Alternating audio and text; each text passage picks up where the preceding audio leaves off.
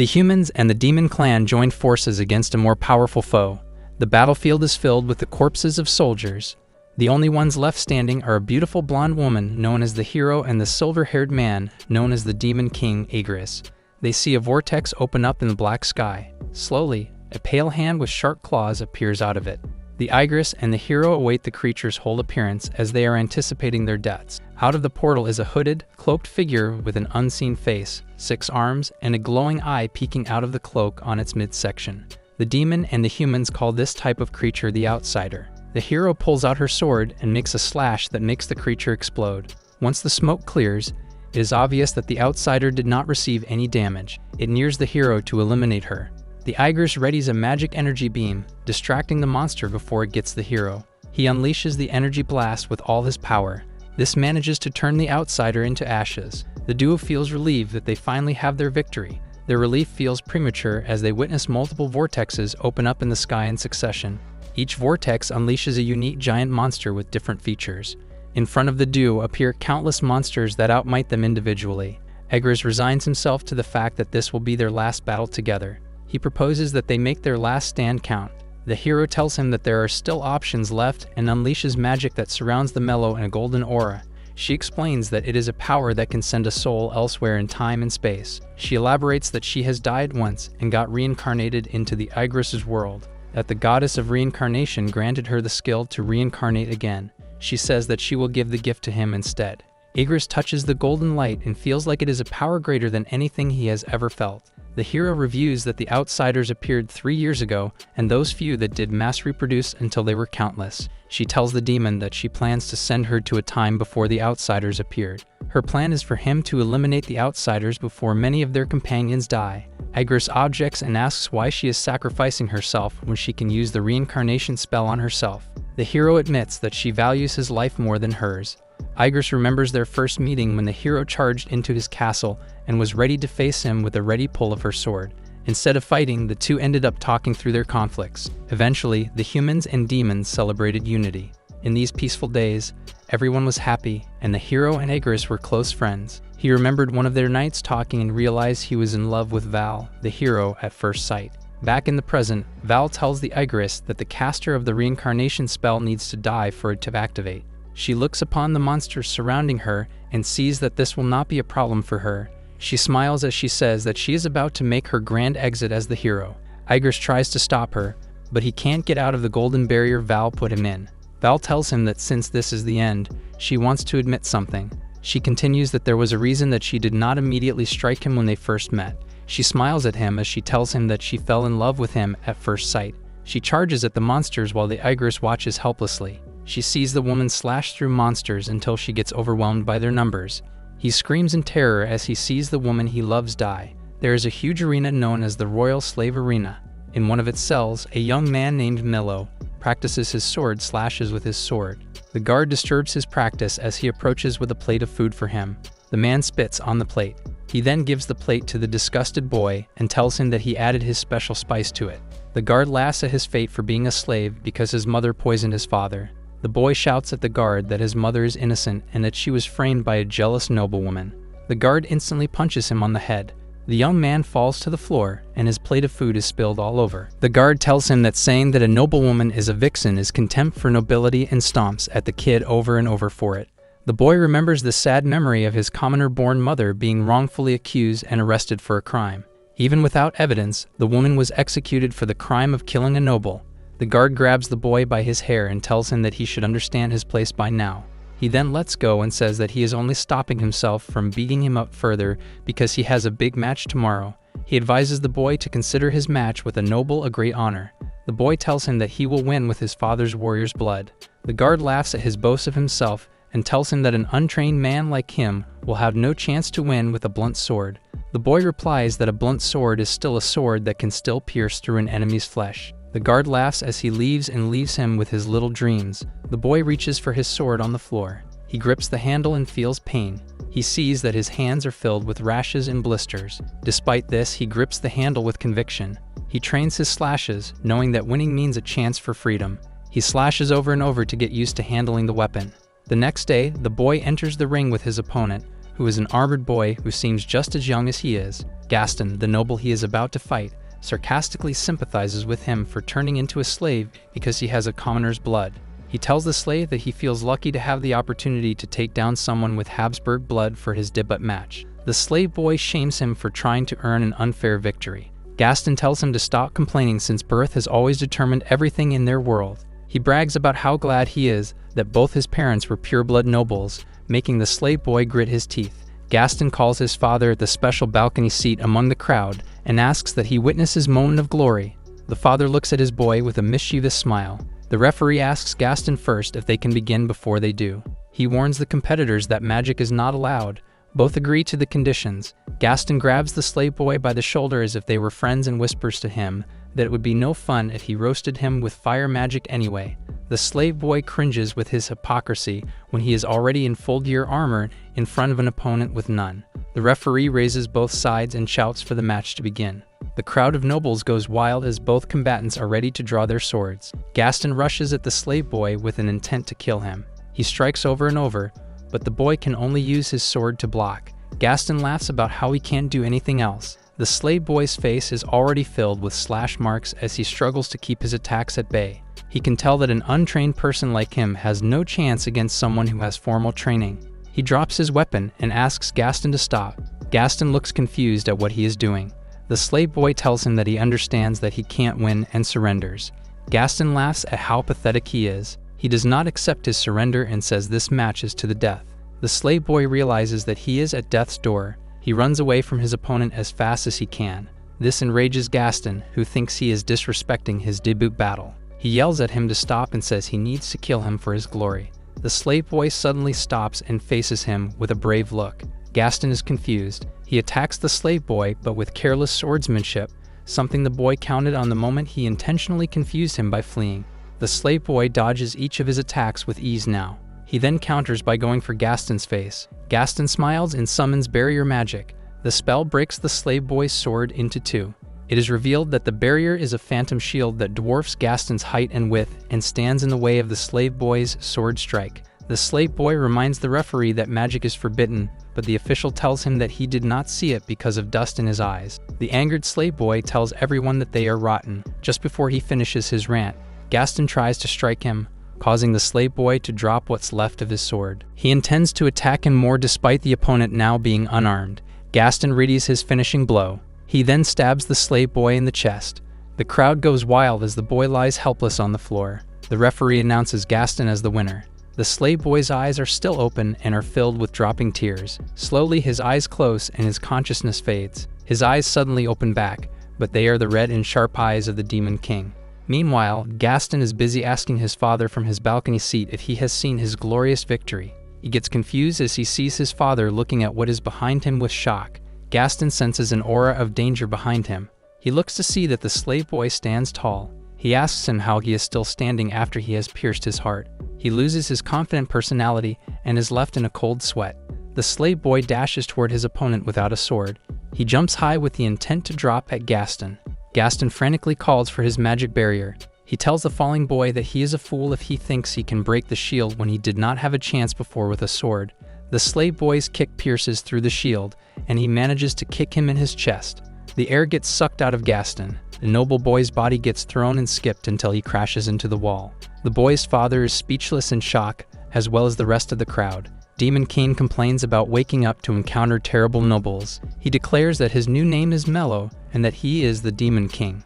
Later that night, Gaston's father went to the arena manager to yell at him for failing his promise to have his son battle someone he could never lose to. The monocle-wearing manager smiles and speaks professionally as he tells the agitated parent that they cannot overturn the results. The father slams his desk as he demands a refund. The manager shows him the contract and reminds him that he signed it. The father grates his teeth, unable to say more. The manager grabs him by the collar and threatens to file a case with the royal court to stop him from complaining further. He lets go of his neck as the manager switches to this professional attitude and tells him that he is still willing to fix things. He says that he will use the prestige of the arena to show the slave boy hell. He tells his assistant to tell the noble what he means. His young slave assistant tells the father that the slave boy's next opponent is known as Ains the Headsman. The noble is glad to hear that he will be facing someone known for his mercilessness and ferociousness. The manager promises the slave's brutal demise. He asks if this satisfies the noble. The noble laughs hard and voices his excitement for the match. He adds that the manager makes the catch as flashy as possible as he leaves the office. The assistant asks his boss why he is doing so much to placate a noble. The manager reveals that all he said was just a facade and that the Evans family ordered the slave's termination. The assistant is shocked to hear that the prestigious family who descended from the divine warrior himself is involved. The manager knows that all of this is just a precaution from the Evans family, since they will never treat the slave boy as part of their own. The next day is another morning for the arena. From one side of the ring is Ains the headsman, and he wears half a mask to hide his disfigurement and hold the scythe as a weapon. The manager is among the audience, smugly anticipating Ains's victory. Mello looks at him from above with disdain. Ains cackles at the thought of having his way with the slave boy. He threatens him that he will cut off and collect his head like many others. The boy remains calm as he reminds Ains that the match has already started. Before Ains can react, the slave boy's wooden sword is already inches away from Ains's face. Ains tries to block it with his hand, but it just ends up being hit. Both his hand and his mask break from the impact. He is sent flying with his facial disfigurement exposed for the arena to see. Ains falls incapacitated on the floor. The crowd and the manager are in shock to see a boy with a simple wooden sword take down the vicious killer. The crowd goes wild with cheers. Later backstage, Mello's slave boy is alone in deep thought, yet every other prisoner there is staring at him. They talk to each other about how the boy managed to have 8 consecutive wins after beating Ains. They marvel at how he stuck to a non-lethal way of combat all throughout. Meanwhile, Mello is thinking about how his strength is still meager compared to his previous life. He ponders that it must be because of the boy's body. From the memory of the boy, he learns that his lineage holds the bloodline of the divine warrior. His plan now is to continue to rise as a slave gladiator and see what will happen. He looks around and sees that many of the slaves are staring at him with intense pressure. He smiles as he intends to use them as sparring partners to get his peak strength back. Meanwhile, the manager is frustrated by the slave boy's consecutive wins. He reviews how the Evans family has ordered him to make sure of the boy's death. He watches as not only the slave boy gets another victory, but also how the spectators have turned to his side. He fears what the Evans family will do if he can't take out the boy. His assistant assures him that he does not need to worry. Meanwhile, Mello is in the middle of the ring, and he realizes that he is surrounded by other slaves all smiling at his demise. The assistant announces that they have arranged a special match between the slave boy and 10 opponents. Meanwhile, a messenger comes into the manager's area with urgent bad news. He announces that the head of the Wilson family wishes to speak with the manager. The manager ponders what this means. Meanwhile, the 10 men armed with weapons stare down at the slave boy. As Mello anticipates their first moves, he reviews that his vessel's name is Neo Habsburg and that he came from the clan founded by the divine warrior. As he battles through his opponents, he reviews that the Evans family is the main branch family, but that there are also over 10 branches of families who are among the prestigious nobles. He says that despite the Habsburg family being part of the nobles, they are also known to be a family with no skilled swordsmen. He tells of a succession contest among the noble families to be the next Marcia god, and how the Habsburgs have no suitable candidates for it. One by one, Nello eliminates his opponents. He closes his eyes mid-battle and recalls Val's smiling face. One of the opponents dashes towards him to attack while his eyes are closed. Mello reopens his eyes and then strikes the sneaky opponent. Mello realizes that he needs the power and position of the divine warrior to defeat the outsiders. His last opponent falls. He plans to rise as a swordsman and be called upon to join the succession contest. A woman with pink hair approaches him and asks if his name is Mello. He praises him for his skill to outmatch 10 slave gladiators in a battle. She asks a favor of him with the promise that she will restore his and his mother's honor.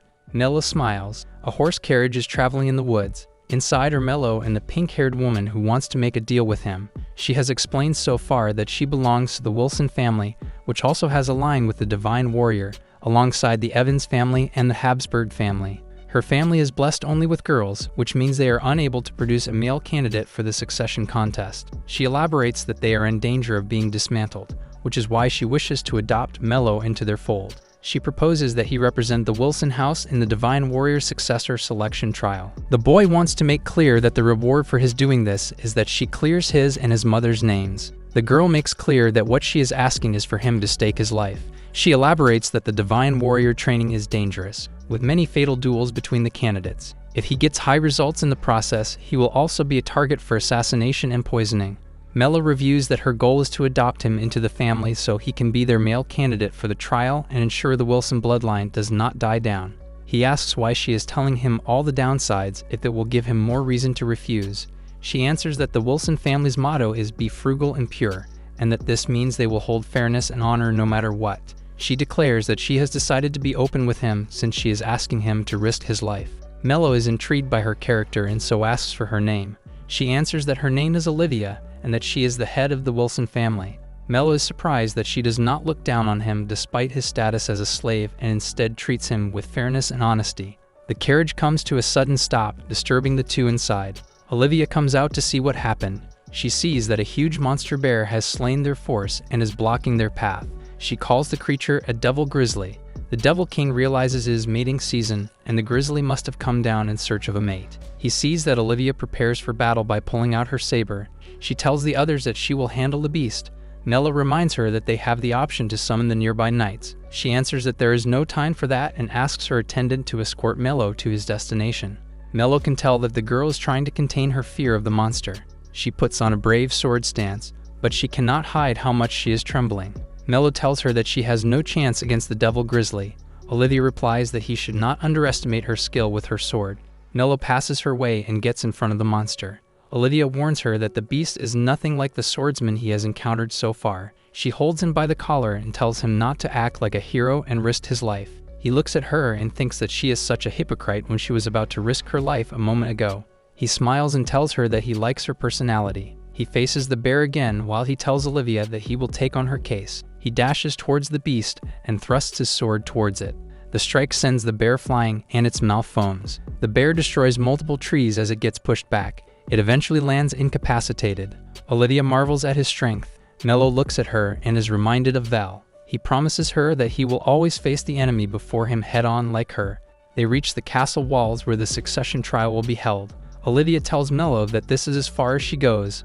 Mello enters the establishment and finds that the area is as huge and as equipped as a city. Everywhere he goes, he sees young men training with their swords, sparring with each other, or practicing their magic. The other candidates see Mello walking by, and they mock him for being a slave and being a candidate for the Wilson family. Everywhere he goes, he finds himself feeling unwelcome. It just makes him excited that there are a lot of obstacles to overcome. Mello is looking around the facility, trying to find the dormitory. A young man sees him and calls for his attention. He introduces himself with a friendly smile and says his name is Jasper. He tells Mello that he noticed that he is lost and he offers to help him. Mello ignores him and continues walking past him. Jasper catches up to him to try and continue what he was trying to say. He warns Mello that the map he was given by the gate is fake for the purpose of tricking him. He explains that a candidate bribed the gatekeeper to hand it to him. Jasper offers to guide him. Jasper continues being friendly as they walk together. He explains that the facility gathers men from all the noble family branches. After the trial, they will select who will be the divine warrior based on their swordsman skills and other abilities. Candidates will be classified based on their swordsmanship skills and other abilities, with rankings from E to A or to S. The throne for the rank of S has not been reached for years. Jasper walks Mello into a building. Mello finds the place too gloomy to be the dormitory. Jasper warns him that the other candidates dislike him for his status as a slave. He opens a door to reveal a room full of men with wooden weapons waiting for Mello. They all look excited to have a piece of the slave boy. Jasper tells Mello that he is the same as the others who hate him. The men surround the slave boy. Jasper orders them to show their guests the difference in class. Mello reviews that Jasper has great political skills and uses his wealth and status to secure other families into his faction. Jasper's lieutenant gives his master a chair so he can relax while he watches the others beat down Mello. The lieutenant praises Jasper's plan to attack Mello. He believes this is the ultimate move to put fear into the other candidates and expand their faction even more. To him, his master Jasper is worthy of worship and to be the next divine warrior. Mello asks where he can get his wooden sword. The man laughs at him and tells him he will not have one. One of them puts his face near the Mello and tells him that this will be a one-sided beating. Mello sighs and stretches to warm up. 1 second he's in the middle of the room, and the next he disappears. He reappears behind one of the attackers and hand chops his neck. The man is left unconscious on the floor. One of the other men rushes at him, but Mello punches him and sends him flying. He tells the others that he is just warming up. Jasper becomes alert and stands from his chair. He wonders who the slave boy is who has just defeated 2 trained men in an instant. He can't believe that he has overwhelmed two powerhouses with just his bare hands. Mello challenges Jasper to come into the fight by asking when he will show him their difference in class. Jasper admits to Mello that he has underestimated him. He voices his surprise that the Habsburg family was a lineage skilled in martial arts. Mello asks if he is going to fight him or not. Jasper says he does not think he will lose to him. However, he also tells him that he will let him go for today and leaves. As they walk, Jasper asks his lieutenant, Siege, if he knows why he backed out from the fight. He admits that it is because he knows too little about him. He also reveals that he knows of the slave boy's history of rising from the slave arena and being praised as a capable swordsman. For now, he wants to take advantage of the fact that they are the only ones who know that Mello is also a first-class martial artist. He believes it might be crucial in the upcoming trial. Siege praises his master's quick thinking. Jasper smiles as he plans to keep an eye on Mello from now on. The next morning, Mello heads for the bamboo forest. The trial ceremony examiner is a bearded old man, and he tells Mello that what he is about to go through is a ritual all newcomers go through. He orders Mello to follow the path he is pointing at. He explains that there is a stone monument of the first divine warrior, and that he needs to learn what is written on the monument to be recognized as a qualified candidate. He warns Mello that the bamboo forest is a breeding ground for thunder tigers. Mello recognizes that thunder tigers are A-ranked monsters. The old man elaborates that beasts attack in packs and have earned recognition as a disaster for most nations. The old man says he is testing his courage and that he will not encounter any beasts if he takes the right route. Mello casually walks into the path. The examiner complains that he entered without walking and warns him to follow the signs carefully. As he observes the young man walk further, the old man wonders if he is brave or reckless. Mello continues to walk without disturbance. He stops as he sees a sign telling him the direction of the monument. One of Jasper's men is above a bamboo tree as he observes. Mello follows the sign. He smiles at seeing the young man follow his fake sign. He says that he has done this since the slave humiliated him. He hopes that the tigers eat him alive. After a while of walking, a thunder tiger jumps toward the Mello. The young man pulls out his sword and cuts the beast in two. He hears growls from his surroundings. He gets approached by more thunder tigers. They surround him from all angles. Mello warns them that he was once the Mello and that he will not ignore the challenge of any beast. The old examiner enters the path and sees the fake sign. He ponders that this must be the work of one of the candidates. The old man runs to find Mello. He then stops as he sees a pile of dead thunder tigers. He is shocked to see so many of them slain. Mello appears. The old man remembers the past when it was unthinkable for candidates to take on a pack of thunder tigers. He is glad to see that there are a few this year, including Mello, who can take them on. Mello tells the old man that he has confirmed the inscription on the monument and asks what his next step is. The examiner asks him what he desires with power. Mello looks above and answers that his goal is to reach the heavens. Olivia is in the guest lodging facility of the succession test site, and she is minding her own business and drinking tea on her own. Two women in the lodge see Olivia and gossip about her nominating a child of mixed, low-blood slave as a candidate for being a divine warrior. They laugh at how disgusting and shameful she is for doing so. Olivia approaches their table and spills her tea on one of them. Olivia tells them that they should not mock Mello. The woman she spills on gets angry and tells her that her slave will eventually fail. She declares to await the time her slave fails so that Olivia can get even more humiliated. She huffs and puffs while her friend stops her from attacking Olivia. Olivia tells her that she is prepared to face any challenge that comes to her. The pink-haired girl walks the bamboo woods while she recalls Mello effortlessly defeating the devil grizzly. She knows that there are many other candidates who can do the same, making Mello's chances to rise as a divine warrior extremely low. Despite this fact, she cannot help but feel like Mello is special. Even if she does not know why, she comes across a hut. Suddenly, the old examiner is behind her. The old man asks if Olivia needs something from him. This alerts her, making her ready to pull out her saber. She feels uncomfortable that she did not see him coming. She can tell from a glance that while the old man looks gentle, he is actually the first divine warrior. The examiner tells her that she is making a good fighting stance, then transitions to complimenting her body. Olivia comes to realize that the first divine warrior is a pervert. She tells him that she came to check up on the candidates sent by the Wilson family. The examiner instantly realizes who she is talking about and asks that he show her something. The woman follows him until she sees a pile of thunder tiger corpses. The old man confirms that this is Mello's handiwork and admits that he has never seen anyone do something like this before. Olivia realizes that Mello is on another level than she thought. The old man asks her to keep the boy's handiwork a secret. He says that it is because Mello will receive special treatment if everyone hears about this. The old man torches the tiger corpses and prays for them. He then tells Olivia that Mello will be the wild card of the succession test. Olivia quietly sinks this information in. The old man then says farewell to her since he will need to conduct the trial ceremony for the last candidate. Someone approaches. The old man looks intrigued that this mystery person came to him. Later, hundreds of all the Divine Warrior candidates gather in an assembly hall. Aaron, one of the 10 Sword Saints, announces the selection exam to begin. The candidates talk about Aaron like he is some sort of legend for climbing the ranks through his skills despite having no special bloodline. One of the candidates interrupts Aaron's speech to tell him that he should address them more formally since they are of noble bloodline. Aaron laughs as he expects such a comment to come his way. The Sword Saint inhales and then stares at the candidates with intensity. Most of the candidates, including the complainer, get blown away like an invisible force pushed them. Jasper deduces that Aaron's raw fighting spirit is enough to send people flying. The Sword Saint yells out that family status and bloodline do not matter in his halls. He declares that pure strength is the only thing that matters in the exam. Aaron then is shocked to see that one candidate remains standing among those near him. Mello is simply dusting off his shoulder like nothing eventful just happened. Everybody wonders why the slave boy did not get blown away. Aaron and Mello stare each other down. The Sword Saint rushes towards the slave boy while ready to pull out his big sword. The candidate tenses up, not knowing what will happen. Aaron pulls out his sword and strikes at Mello. He stops just an inch away from hitting his neck. He asks the slave boy what he did not dodge. Mello tells him he noticed all the signs in his body language that said he had no killing intent. He says with calm that he does not bother to dodge attacks that he knows will not hit him. Aaron smiles. He asks the slave boy to get into a sparring session with him.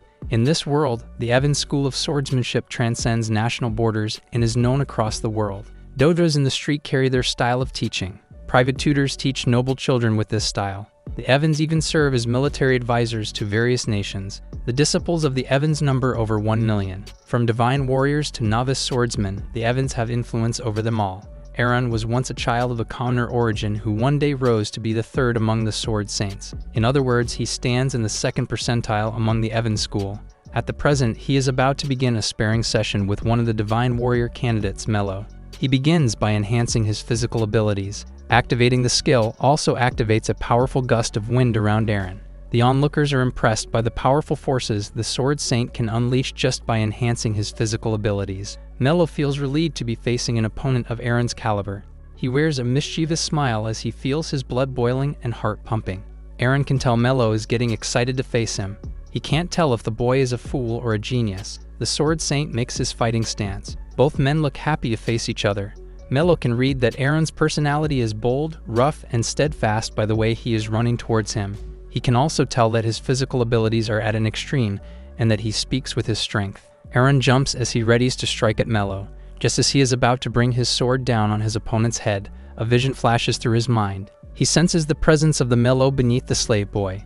Aaron does not understand and is in a panic. He remembers his childhood when he was a boy sparring with the first divine warrior. The old man told him that swordsmanship can be used for defense. He asked the boy what he thinks is the ultimate defense in swordplay.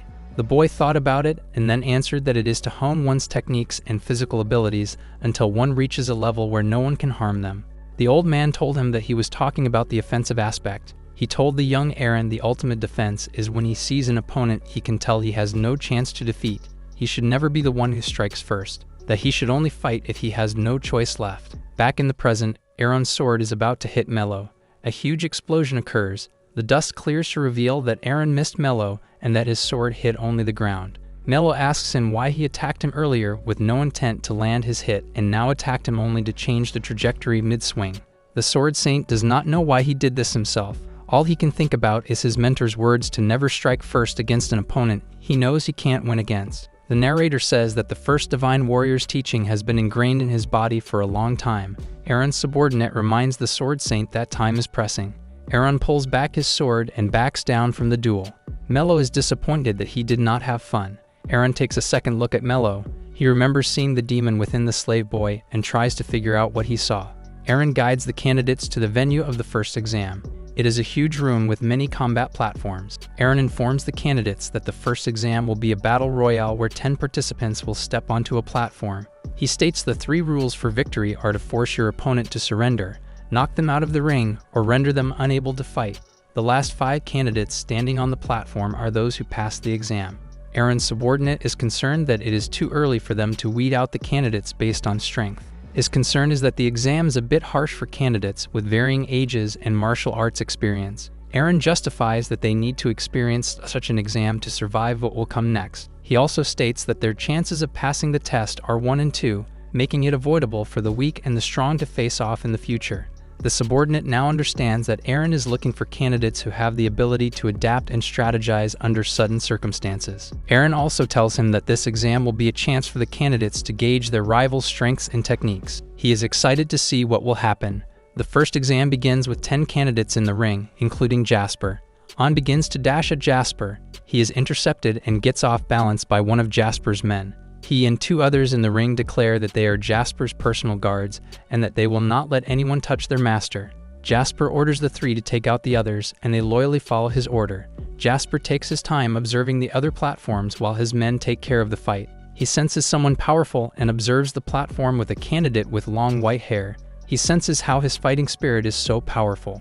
One of the candidates rushes at the white-haired one. Using raw fighting spirit, the white-haired one sends all the men on his platform aside from himself flying. Jasper marvels as he sends everyone off the platform.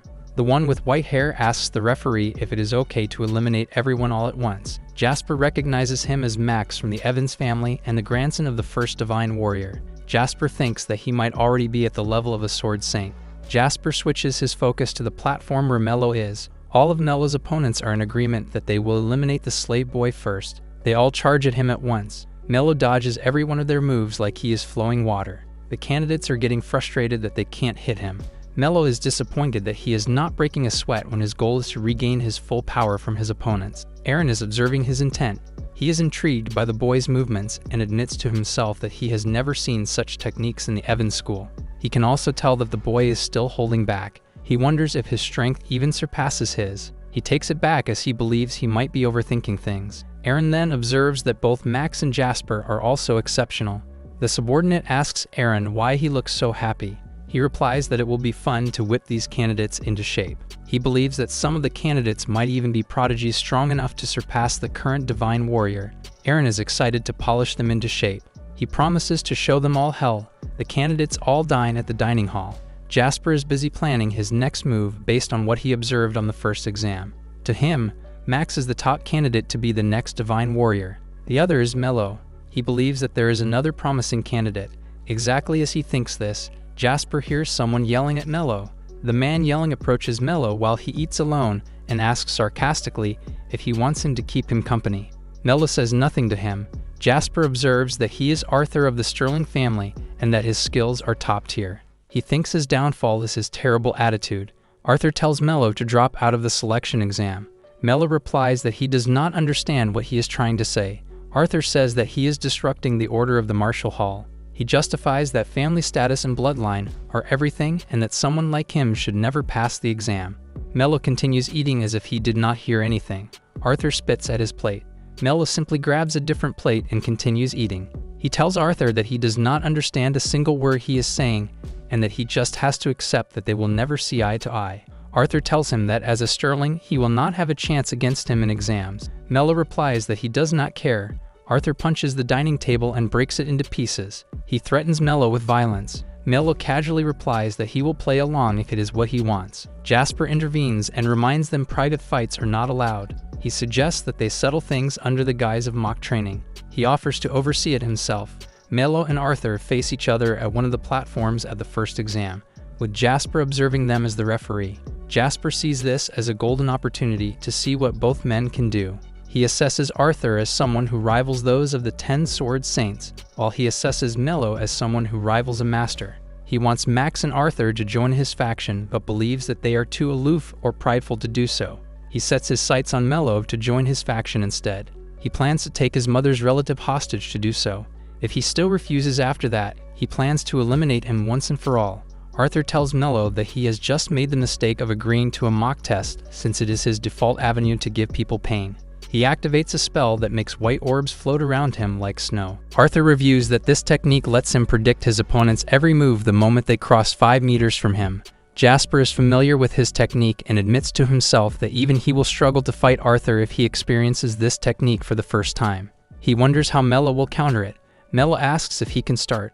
Arthur answers that he can, so Mello moves so fast that he disappears in the blink of an eye. He reappears behind Arthur. The big man realizes it, but Mello hand chops his neck before he can react. Mello says predictions are worthless if he can't react to his movements. Arthur falls unconscious on the floor. Jasper shivers and is in a cold sweat. He internally shouts that what Mello just did is impossible. There is a tale of Jasper, the unfortunate boy. 5 generations ago, the second in the Divine Warrior selection exam was placed as the head of the Blackwood family. He rose to become an elder for the Evans' 3 great families. However, his accomplishments feel incomplete to him because no Blackwood produced a Divine Warrior. He grew old and retired without his dream of a Blackwood Divine Warrior. One day, the Divine Warrior of that generation visited the Blackwood family for training. The Divine Warrior was so powerful, the Blackwood top disciples seemed like children to him. On that day, the old head smiled as he devised an idea. He visited his daughter while she was putting her grandchild to sleep.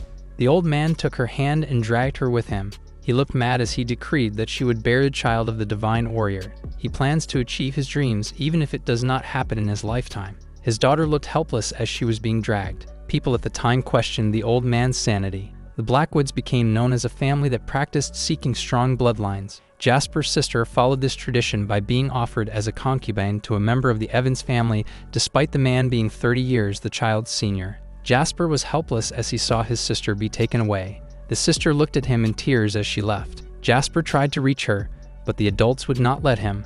Since that day, he thought deeply about what he should do to break the cycle that ensnared his sister. He decided he needed to rise to become the head of the Blackwood family and also become an elder of the Evans' 3 great families. Since then, he trained hard in his swordsmanship and used any manipulative trick in the book to climb to the top of the 100 Martial Hall and become the Divine Warrior. Back in the present, Jasper sees Arthur's unconscious body on the floor. He is too overwhelmed to process what just happened. He recalls Mello vanishing, only to appear behind Arthur and take him down in one blow. He gave up trying to understand as he became focused on the realization that Mello is the key for him to rise to the top as he dreamed. He goes to his knees in front of Mello and bows in his presence in complete devotion. Mello asks what he is doing. Jasper answers that he humbly offers himself to him and asks to serve under him. Mello looks at him, unable to react. Jasper chooses complete submission to Mello. Later that night, Arthur is in a bar, stamping at a table and complaining that Mello made a fool of him.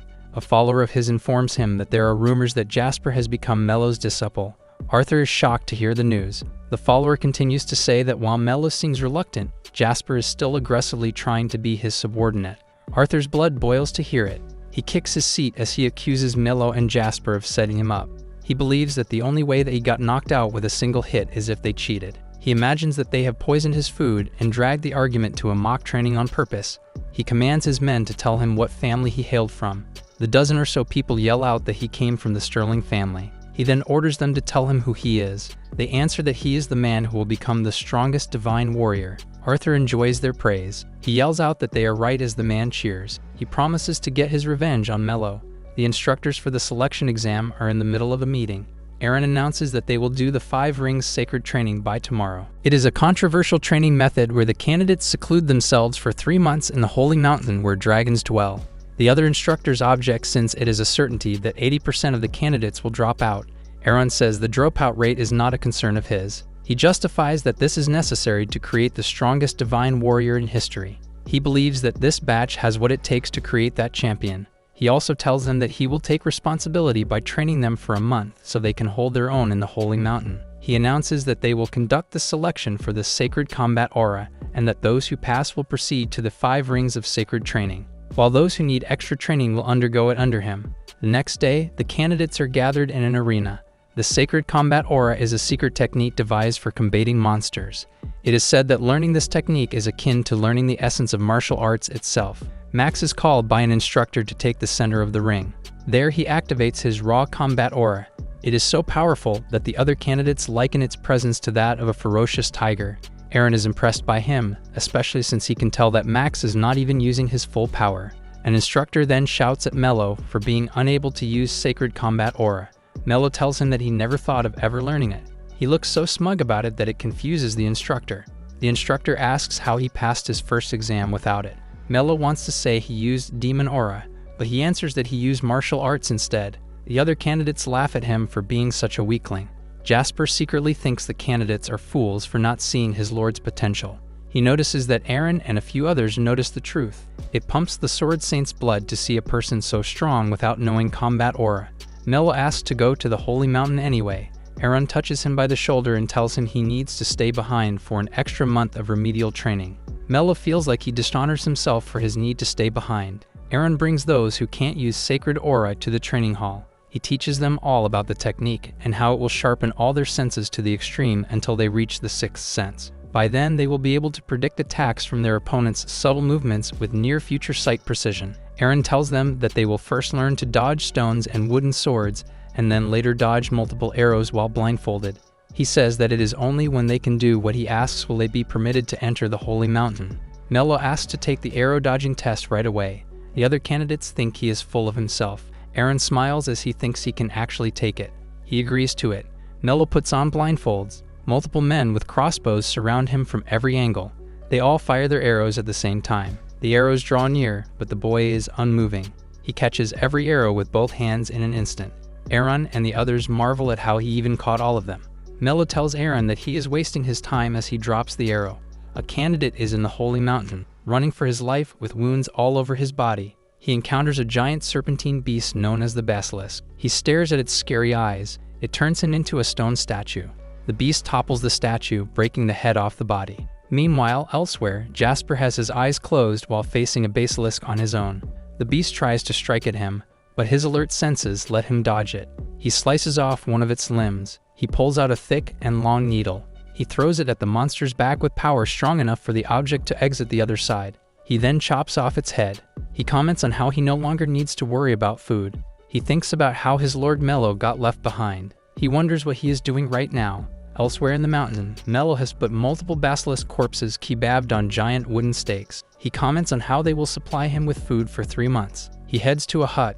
In it are shelves full of books. He smiles at the thought of beginning his studies. He opens up the first book. He sees that the basics of sacred combat aura are the same as demon combat aura.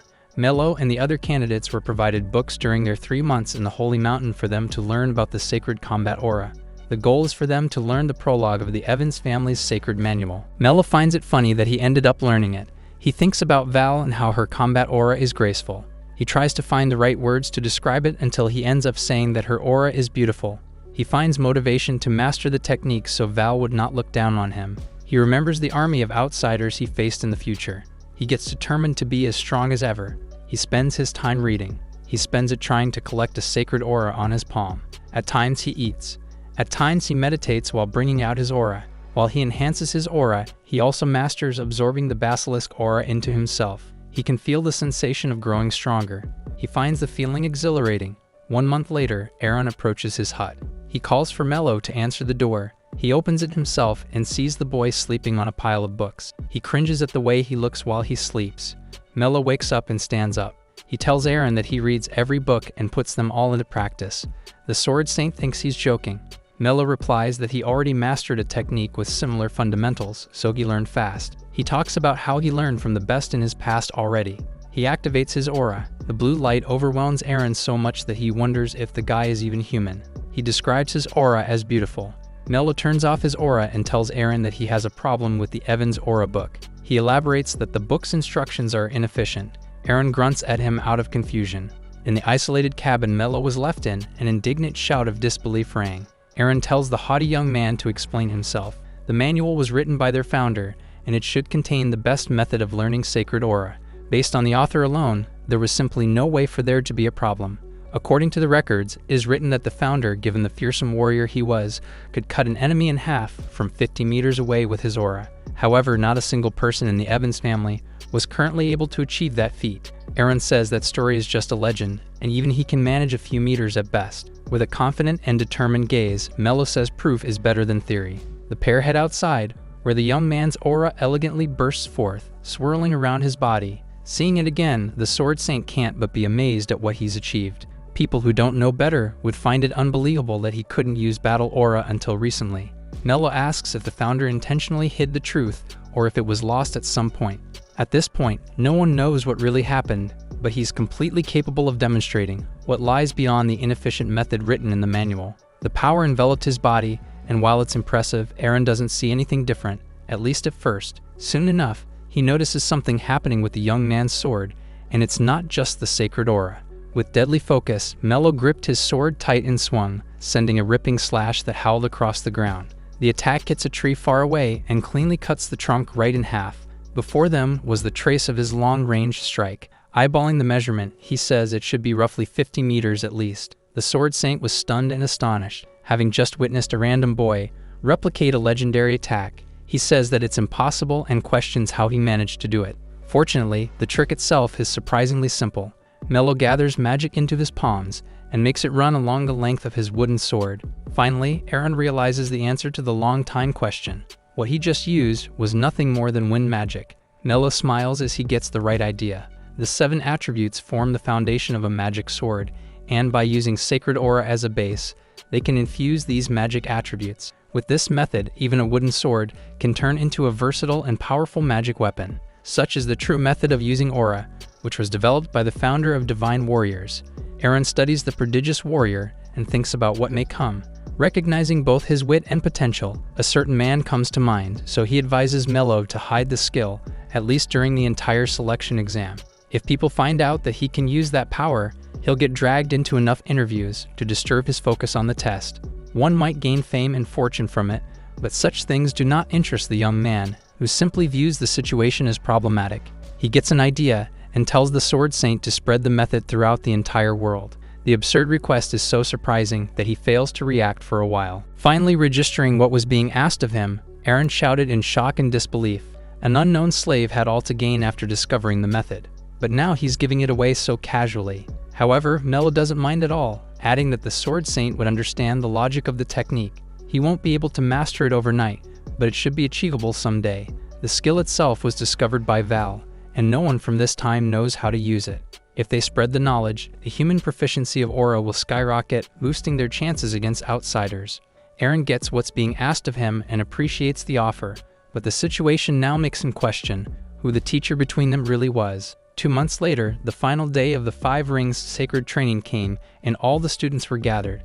About 70 people remain after 30% of the class dropped out. A bunch of people reunite, and some of the strong ones take note of Mello, who they expected to reach that stage. Arthur curses him, still vividly remembering the humiliation he faced during their encounter 3 months ago. His lackeys ask if they should gang up on the young man. However, he tells them to forget about that, as he has something more interesting to show. With a devious smile, he says he's going to show them the dark side. Mello's sacred aura burst forth, spinning and gathering like a tornado of sheer power. The onlookers are shocked, having heard that he didn't know how to use it just a few months ago. What's more, he's someone of lowly origin. The swirling deluge of aura dissipates as the instructor ends the test. While the next examinee is called on, Arthur scowled, incredulous and skeptical over the overwhelming fighting spirit. People muttered and chatted, as even the fools had begun to notice. That said, their understanding of the young man was far too shallow from the truth. It's not just the sheer amount of sacred aura that demonstrated his level, but also the refined and solemn flow of energy, which was now even sharper than it was just 2 months ago.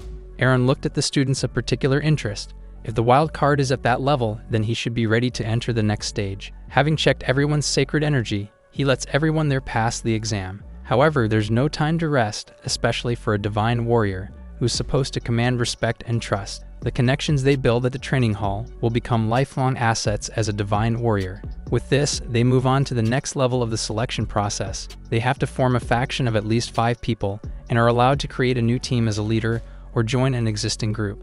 With the deadline set, everyone is told to do their best. A lot of them started to panic from the sudden order, as gathering 5 or more people was no easy task. It should be easy for the former Demon King, who commanded tens of thousands of subordinates. First, he plans to dominate them with fear, then force them to be obedient with a bit of violence. Fortunately, no one has to worry about this, as Jasper called out, congratulating him on passing the next test. This confuses Milo, but the smart contender says he's been his subordinate all this time, although he hasn't officially recognized it.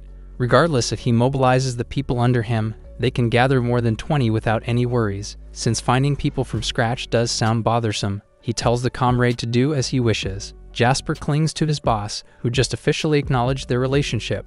Arthur looked back with a dark smile, silently telling them to enjoy their moment of excitement. That night, the halls and rooms of the dormitory were silent. Mello slept soundly as usual, even snoring and drooling with comfort. A dark figure watched. An assassin was stuck to the wall, finding him foolish for having the confidence to doze off in such a situation. He took his blade and got ready to finish the young man right then and there. Diving down with the sword, he drove it deep into the bed, aiming straight for his target's heart to ensure a painful but surefire kill.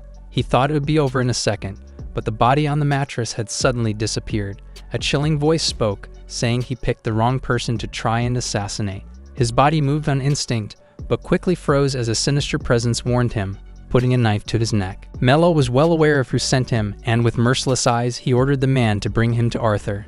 In the forest away from the dorms, mugs clanked as Arthur and his lackeys celebrated, certain that his annoying competitor had been dealt with. None of them expected that the Sterling family's secret trade would be none other than assassination. He mockingly turns to Jasper, who was bound and beaten, calling him a useless lapdog, barely able to breathe. The young man murmurs inaudibly. Someone suddenly worries and says it might actually be dangerous to kill other participants at the training hall. Arthur pays it no mind, reasoning that it's common for factions to fight to the death over power. They'll just tamper with their victims' bodies and clear themselves of any connections to their death.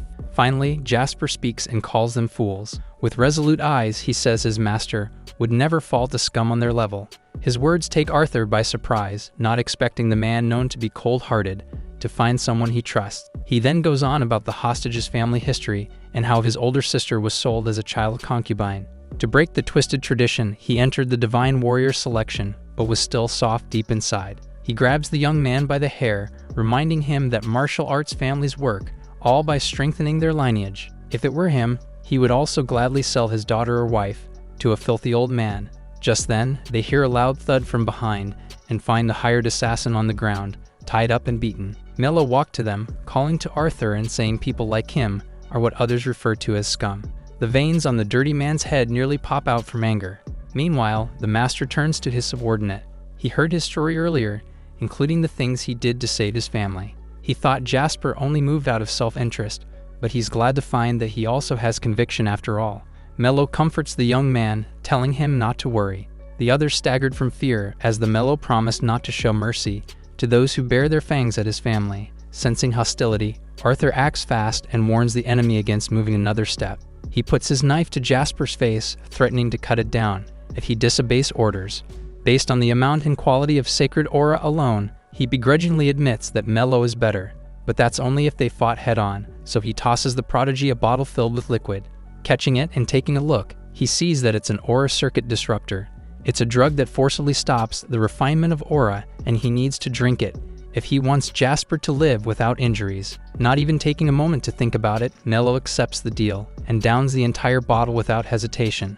Shown that it's completely empty, Arthur smirked in delight and triumph. He cackles, surprised that the enemy actually drank it so willingly. Confident now that his powers are suppressed, he kicks Jasper away, saying he's no longer useful.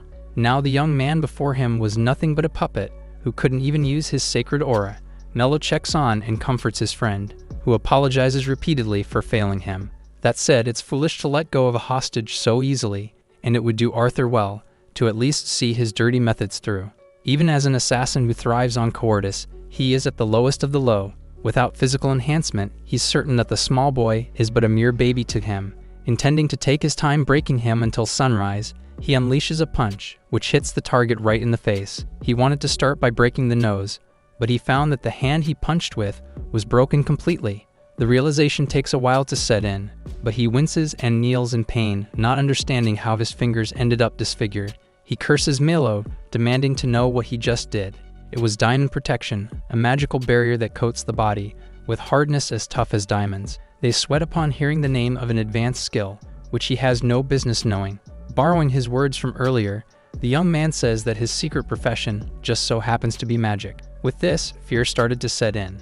Mello disappeared from their sight and reappeared behind Arthur in the blink of an eye. Not even giving them a chance to react, he kicks him in the back, nearly knocking him unconscious. The foolish but brave lackey tries to fight, but he's basically swatted away without any effort. Surrounding his enemies with after-images made by speed, he corrects their misconception that physical enhancement is exclusive to sacred aura. They could not be any more mistaken, and he's there to prove it firsthand. In that moment, Arthur was subjected to a barrage of unending strikes, and all he could do was let his body move with each hit, unable to even follow the enemy's movements. His mind is the only thing that works, so he wonders what the boy meant when he claimed to be a magician. Carrying him by the collar, Mello stops the onslaught and recalls that they were supposed to stay together until sunrise. Arthur feigns defeat and backs away, raising his arms in surrender. He puts his head to the ground, admitting he was wrong and promising to apologize to Jasper in exchange for mercy. Since he's prostrating himself so obediently, the victor decides to show some leniency. However, the man silently calls him a soft-hearted fool who's been holding back even with his finishing blows. Against his expectations, his arm is suddenly gripped tight and pulled to his back. With a demented smile, Mello says he'll deal punishment without death in lieu of his apology. He brought his hand down on the arm, and an ear-piercing scream rang throughout the forest, along with a loud crack. With his face and fingers broken, Arthur screamed in pain as his arm soon followed, now split into two. Meanwhile, Mello ushered Jasper up, saying it was time to go. While they left, the dirty competitor suddenly turned silent. He smiled, calling them idiots for not dealing the final blow on an assassin. Calling to his underling, he says they're going to start something new the next day. He watched his targets walk away and thought about poison, accidental death, sniping, and even an explosion. There are so many ways for him to kill them, so they better keep their eyes awake, even when asleep. They aren't as oblivious as he thinks, as Jasper asks if it's okay to leave like that, adding that Arthur likely hasn't learned his lesson yet.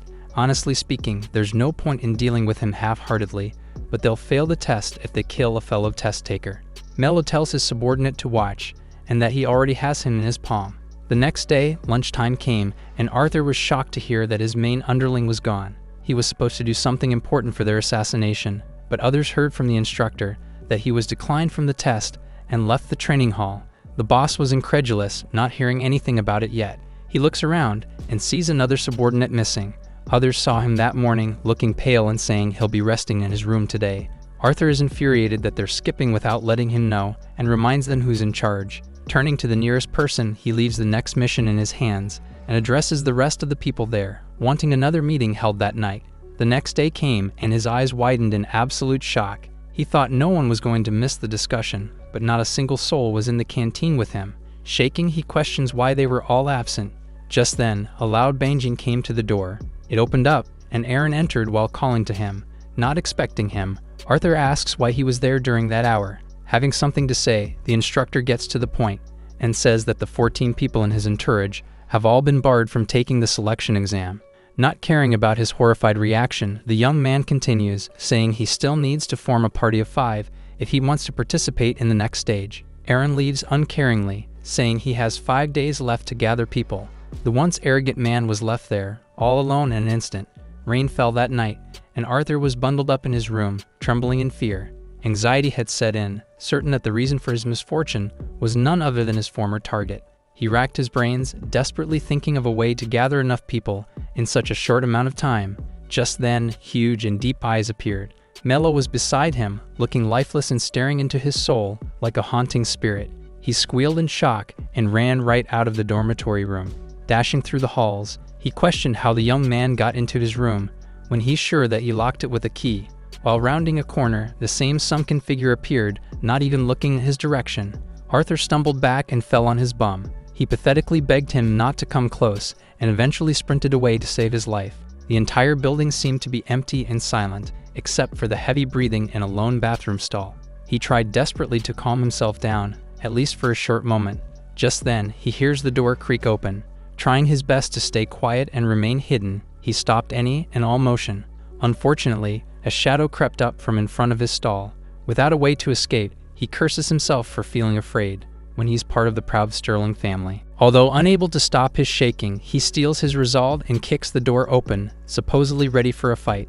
However, there was nothing and no one there. He did not even have a chance to feel relief as he sensed a sinister presence looming from behind. Arthur turned, inch by inch, as if that would change the result. In that moment, an ear-piercing scream rang throughout the entire dormitory. Arthur was drowning in terror, questioning what in the world the person in front of him really was. He snuck into his room out of nowhere and kept appearing all of a sudden, no matter where he ran to. Backing away in fear, he asks how the young man managed to outwit him in the field of assassination. Since he still doesn't seem to get it, Mello lets him in on a little secret. He lists down a bunch of skills like transparency, camouflage, phantom, and a few others. In total, he cast around 10 types of invisibility magic just to reenact the hidden mist technique. That said, only 10 people in the world know how to use it, as it's a secret sound elimination ability. The young man before him replicated it with magic, and did so without breaking a sweat. Mello reminds him how he targeted his family and how he'll pay the favor back tenfold. There is no room for excuses now, so the eyesore of a man is ordered to get out of the training hall immediately. Arthur's pupils trembled. Based on the eyes glaring at him, he knows that no matter where he runs or hides, Mello can and will kill him any time. The next day came. Aaron, no matter how brash, was busy with work as usual. He looks at the exam teams that have been formed and are ready to take the next stage. Meanwhile, Arthur packed his bags and left the Warriors' Hall that morning. With this, 2 main candidates remain for the title of Divine Warrior. Mello and Max were both strong contenders, and even he can't predict who's going to win. Meanwhile, in the Wilson family mansion, Olivia was deep in thought. She worried about Mello, remembering the first Divine Warrior's comment, acknowledging him as a wild card in the selection process. Just then, a couple of quick knocks came to her door. A butler barged into the room, stuttering as he came with news of development on the boy they sent to the warrior test. According to a message he received, he is now a prime candidate to be chosen as the winner.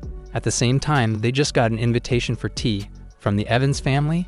She knew he was a talented person, but this level of success is far beyond her expectations. Accepting the invitation, she later arrives at the Evans mansion's Crimson Rose Garden. Present at the tea party were Max and Arthur's mothers, Rose and Mira, and Olivia as the Wilson family's representative. Starting things off, the host thanks them for coming, despite the rather short notice. The Sterling matriarch says it's natural for them to deepen friendships, since the Divine Warrior will be coming from their families. However, she criticizes the Wilson family's decision to adopt, just to compensate for their inability. To make things worse, it's unfathomable that a likely candidate is someone who was a slave not long ago.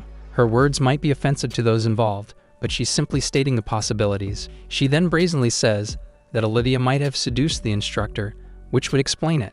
Staring each other down after the downright insulting comment, a tense and cold breeze blew. Rose speaks gracefully, saying it's indisputable that Mello got this far, so they should stop prying for the reason. Mira gives a careless apology, adding that she didn't really care about him anyway. Their family makes a living through assassinations, and she's certain that her son can outwit Max. Just then, her family butler called to her with news. He came close to whisper notable developments, and the matriarch's eyes grew in shock and disbelief. She just received news that Arthur took the selection test, but was outright rejected. Given her reaction, they asked what was wrong, but she just stood up and abruptly excused herself, saying she had a pressing matter to attend to. The head quickly left, and Rose was not naive enough to miss the signs. With this, she realizes that the candidates for Divine Warrior have now been narrowed down to 2. She deems it better this way, as the Sterlings are tainted with violence and inexcusably discourteous. The 2 ladies of the house then agree to play fair from that point onwards. Closing her fan with a commanding snap, the Evans matriarch says Max seems to consider Mello his equal. In the first place, their family dictionary does not have the word defeat in it, but her son takes it a step further. He's not just aiming to be the Divine Warrior of this generation, but the title of hero has already been offered to him. It's the first time Olivia has heard of the hero title, which apparently is higher and better than the Divine Warrior. The information was supposed to be confidential, but Rose says it shouldn't matter. Humans have one common enemy, the demons, and ally every 10 years to subjugate them. People live in fear every day because of these monsters, unable to deal with them on their own. That said, it's also common knowledge that the 2 forces have been in a stalemate for 100 years. What the general public doesn't know is that something happened 3 years ago. God sent a divine message about a breakthrough, contacting an oracle through their dream. Supposedly, a guardian of humanity, someone with overwhelming power, was going to appear as their hero. Already realizing that they must be coming from the Evans family, Olivia asks if it's pertaining to Max. Rose says it's exactly as it seems, and that her son does not know the word defeat, as he has never experienced it. Meanwhile, in the 100 Warriors Hall, Aaron gathered all the participants for the 4th exam. There were a bunch of people there, but only 2 leading candidates left. Aaron announces that the theme for this stage was Dungeon Strategy. Everyone marched to the Labyrinth Dungeon, which was made specially for the selection process. It contains terrifying monsters and challenges with traps from the depths of hell. After all that, there's a Minotaur waiting at the end, and the first one to take it down wins the stage. They gather around the entrance, and the instructor is surprised to see the group of people behind Mello, who he thought wasn't the type to team up. To his side was Jasper, along with all the subordinates he absorbed. With a mere glance, it's obvious that their team is now the strongest in the hall. On the other hand, Max had no one by his side. The instructor asks why he was all alone, but the question is returned, and he's asked if that's going to be a problem. The purpose of the test is to see how one would perform as a leader, so everyone was tasked to group up. He argues that he has formed a team, but will still be taking the dungeon task alone. As such, he told his teammates to stay behind, which he's confirmed is not against the rules. Aaron is stunned and wonders why he would want to take on such a mission alone. The strongest candidate states that he doesn't want people swarming around him, and that it's as simple as that. While the instructor smiled at the problem child, Mello listened from behind, hearing what the competitor was talking about. He remembers Val, who he often talked to about fighting one-on-one. As the strongest among their sides, they serve as representatives, and like that, they can fight to their heart's content. Imagining her face, he thinks about the memory fondly, and can't help but smile to himself. Mello thought there would only be boring people in the exam, but it seems he's come across interesting ones as well. 4 teams are competing, and examiners will accompany them to grade along the way. Seeing Mello's face, he asks if there's a problem. Since the dungeon looks complicated, the examinee asks if there are any conditions to fulfill.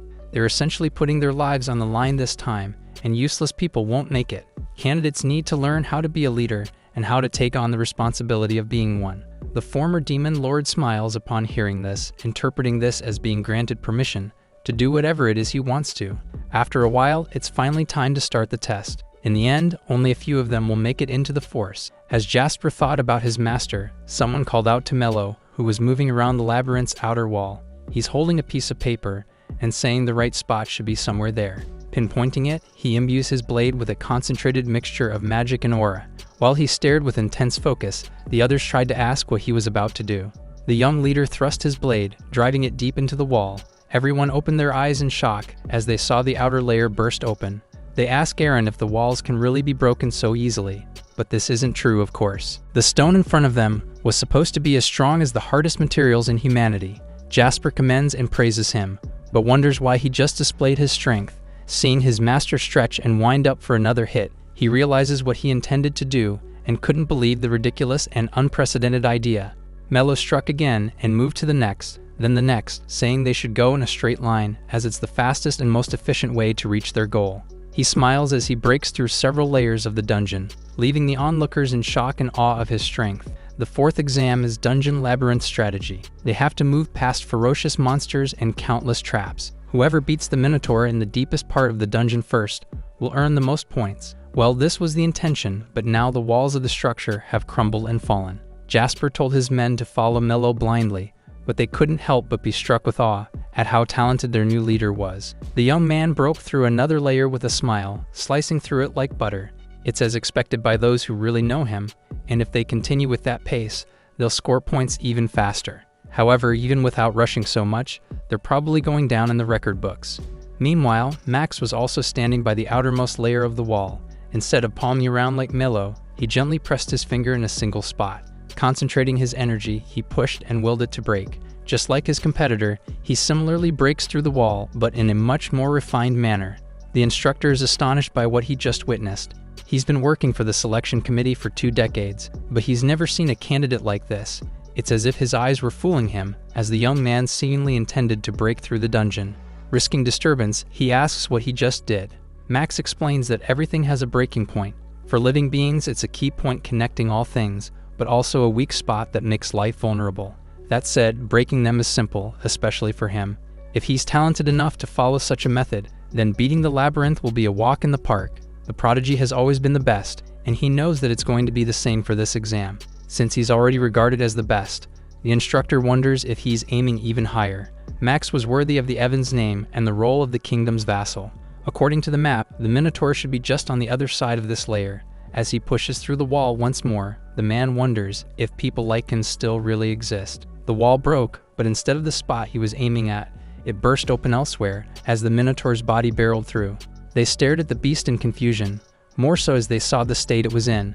Before the Evans representative even reached the deepest part, the target had already been defeated. Unable to believe what just happened, they looked back and saw Mello, unharmed and unbothered, as he held his sword to his shoulders. With a smug smile, he says it's a shame, as the prodigy was just one step away from winning.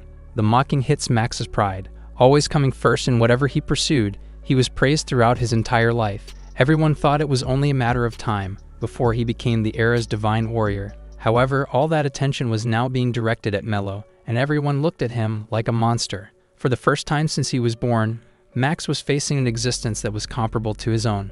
Meanwhile, in the Evans household, Rose and Olivia were having tea when the butler came with news about the dungeon strategy examination. She asked to hear it right away, not minding that there was a visitor, as she was going to find out anyway. It's an amazing coincidence, and it's intriguing how she's so certain that her son would win. The report reads that Max cleared the dungeon with speed, beyond common sense. He destroyed the dungeon walls to reach the goal in the shortest route, drastically overriding records. Rose giggled and clapped in delight, proud of her son. Olivia hears about the shattered walls and says he really is a monster. To their surprise, the butler finally delivers the tragic news that his young master ranks second in the exam. On the other hand, the Wilson family's Mello ranked first, clearing the task even faster. Incredulous, Rose couldn't help but let out a ridiculous expression, unable to believe her ears. Rose banged her hand on the table in fury, finding it impossible that her precious son finished in second place. Insisting that it must be a mistake, she asks if it really is the truth, but the butler can't lie. Olivia only adopted Mello to take the exam, and wouldn't have minded if he dropped out halfway. That said, he always exceeded her expectations from the moment they met. Thinking about his feats, she wonders just how far he plans on going. With his results, she'll have to cancel his Slade contract, and it should be easy to restore his mother's honor. Just then, Rose spoke, saying she's afraid that people might misunderstand. Just because their matriarchs couldn't bear men doesn't mean the Wilson family can just adopt slaves. With a cold and threatening expression unlike her usual, she warns Olivia against thinking that she's beaten her family. She firmly states that the fourth stage doesn't prove the entire worth of their representatives. It must be a coincidence, and military will always be military, so she shouldn't start dreaming. Olivia says she went through the same exact feeling. At first, it was impossible to believe in Mello's strength. However, she quickly realized that his rapid improvement is neither luck nor coincidence. She can now confidently say that he is capable of surpassing Max. The bold and brazen statement catches Rose off guard. She sighs, regaining composure, and asks the visitor to go home as she's lost all her excitement. Olivia is annoyed by the nerve of the host who invited her there in the first place. Walking out and heading to her carriage, she sees the matriarch watching from the window, staring at her with burning eyes. He never expected her son to lose, so she decides that it's better to be careful. Calling to the butler, she says he must already know what to do. Bowing obediently, he says he's already started moving and lending a helping hand. He's excellent as always, getting the answer she wanted. The night deepened, and a new day soon came. The selection examiners have a meeting, and the winners are essentially down to the two leading candidates. They'd already been put through unique tests and trials, worthy of the title of Divine Warrior. If they train harder, the strongest warrior they've ever had will not be far from being born. While the others gasped at his statement, Aaron smiled in delight, proud to witness this moment as a warrior. Just then, they hear screaming from outside, asking someone to stop as people were in a meeting. Told not to nitpick, the intruder forced himself inside. An old man barged in, commandingly sticking his cane into the floor and asking who they thought he was. Even Aaron was shocked to see him there. The man was Walter, the Evans family's elder. He says he heard a rumor that there was someone who's as skilled as his descendant, Max. As such, he came there to make a request. He orders that the two engage in a match, since it's better to choose the Divine Warrior as fast as possible. Aaron protests, disagreeing with the idea and asking that they wait. To decide the true winner, he insists that they need to be put through more tests and training. It's forbidden to do something like that before the exam, even if it is a request from the elder. However, Walter does not care for the young man's opinion. This is how things are done for the Evans family, and if all three elders and four sword emperors agree, even the Divine Warrior selection can be overruled. The instructor scorns the old man who's trying to drag politics into the exam. He and the other six have already given their approval, so this was happening without question. Putting his foot down, he makes himself clear and says it's a command, not a request. Aaron barely stops himself from arguing again, but he's told not to feel too bad. After all, there's no way someone he's never heard of will become the Divine Warrior. Later at night, the Sword Saint met up with Mello to inform him of the recent developments. To his surprise, the young man doesn't seem to be bothered and simply asks when the duel will be.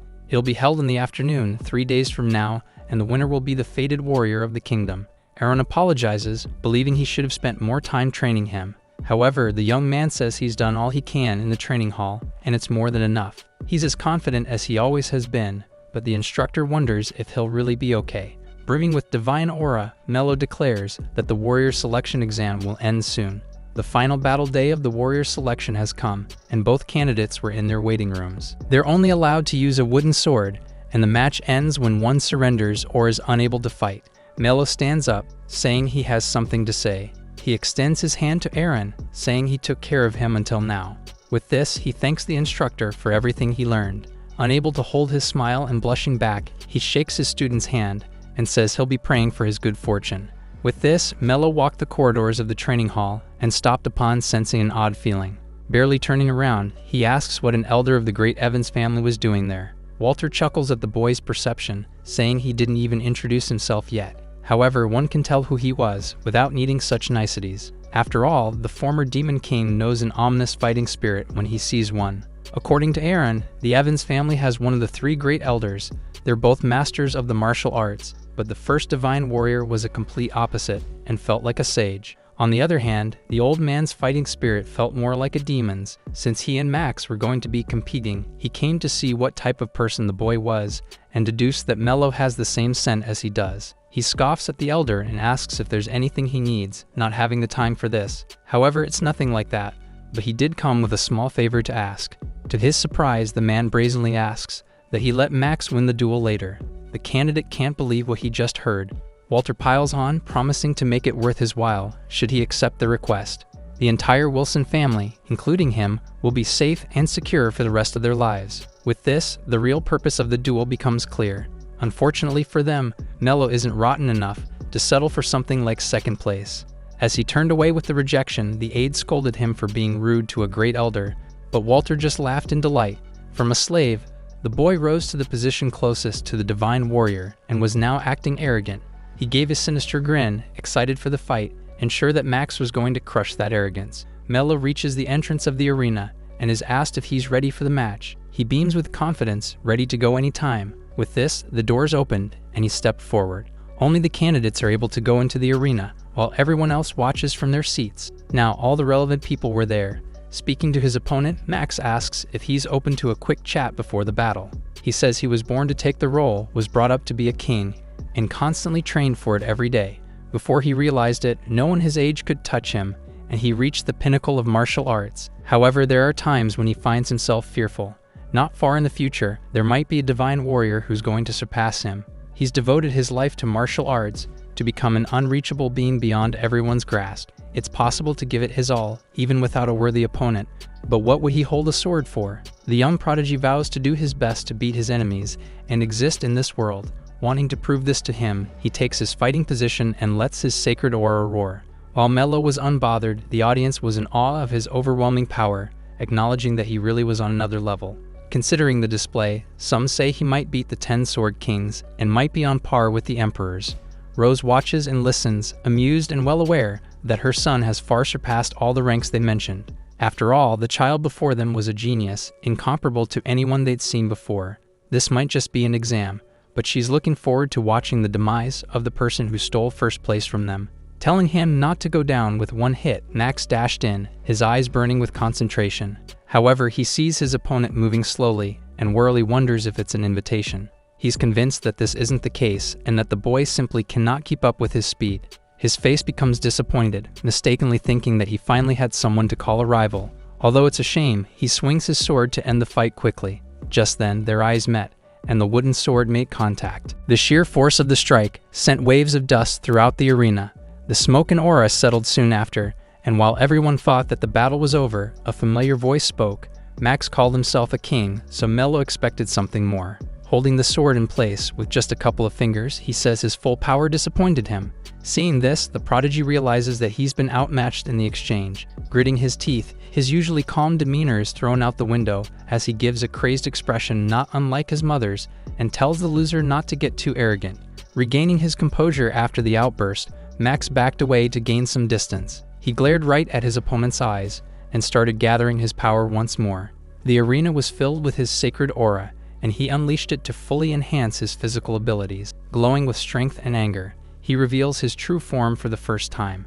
Putting all his strength into the next few moments, the young prodigy charged in. He swung multiple times, using a speed that would normally challenge even the greatest fighters. However, Mello dodged them all like it was nothing, not even suffering from a single hit. Watching the intense fight from nearby, Aaron was in awe of what his student was doing, unable to comprehend how he was avoiding everything within a hair's breadth. With the successive misses getting to him, anger started building up in Max's body. He swung, gritting his teeth as his opponent stepped back to evade once more. Meanwhile, Mello was completely calm and acknowledged the young man's strength. When he first got to the training hall, the fact itself was a huge hurdle, so he had to do everything he could. The former Demon King spun and seamlessly used the torque of his body to kick the enemy. Given his skill, Max manages to block the unexpected counterattack, but the force was strong enough to send him a few meters back. He curses the enemy, infuriated by how things were going. Thanks to him, Nello's fighting level unexpectedly became better, just from their continuous exchange. Just then, a shrill voice called to Max, addressing him with a pet name. He looked back, annoyance spread across his face. Rose was by the arena, asking her son if he was okay, and ignoring the men who were trying to stop her from coming closer. Regaining his composure, he calmly asks his mother not to use his nickname in public as it's unbecoming. She apologizes, reasoning that she's just worried, but he says there's no need for such feelings. After all, he's going to give all of it back to his opponent. With this, the two face each other once more. Preparing to do something, Max says he's going to use a move he was saving for a warrior-level enemy. With a low and rumbling war cry, he gathered his energy, and even Mello noticed that the quality of his sacred aura changed. He moved, but left clones of his body where he stood. Even the former Demon King was taken by surprise as the young man used the holy technique, Invisible Shadow, to summon clones of himself. However, this was Val's technique, and the image of her using it was still fresh in his mind. There's only one person brave enough to pull it off, so how in the world was he doing it? Max arrogantly and proudly smirks, asking how he's going to deal with 4 of him. Delighted with his achievement, he announces that they're going to charge at the opponent from all directions. He even goes so far as to warn the young man about how tough it'll be. Unfortunately for him, Mello has seen his trump card before and knows that all he needs to do to break the technique is hit the main body. Max chuckles, certain that it is easier said than done. All 4 bodies leaped in, sharing the same speed as the original. Until the enemy manages to do something, he intends to deal as much damage as he can. Watching Mello dodge and move around, he says that he needs to fight back if he wants to win. He even mockingly asks if evading is the best action he's capable of taking. Despite the continuous jeering, Max had a secret, and he believes nobody has caught up yet. Everyone can see all 4 of him, but they're nothing but mere decoys in the grand plan. After all, the real body was hidden and was making its way right behind the target all this time. The real meaning behind the invisible shadow technique is to create alter ego decoys. With optical camouflage, the main body becomes invisible and free to land a fatal blow to the back of the enemy's head. Raising his sword, Max smiles in triumph, certain that victory was within his grasp. In that instant, Mello's elbow was driven right into the real body's face. The prodigy's nose was broken, not at all expecting to be hit while his technique was active. As he fell to the ground in pain, all the summoned bodies started disappearing and soon dissipated into nothingness. If one pays attention, they'll see that the technique is useless as it's unable to hide the real body's footsteps. Even Val said that the ability won't work on strong opponents and would just be a mere party trick. On his knees, Max propped himself up, struggling to even stand. He looked up and shrieked in horror and disbelief over the tragic situation he was in.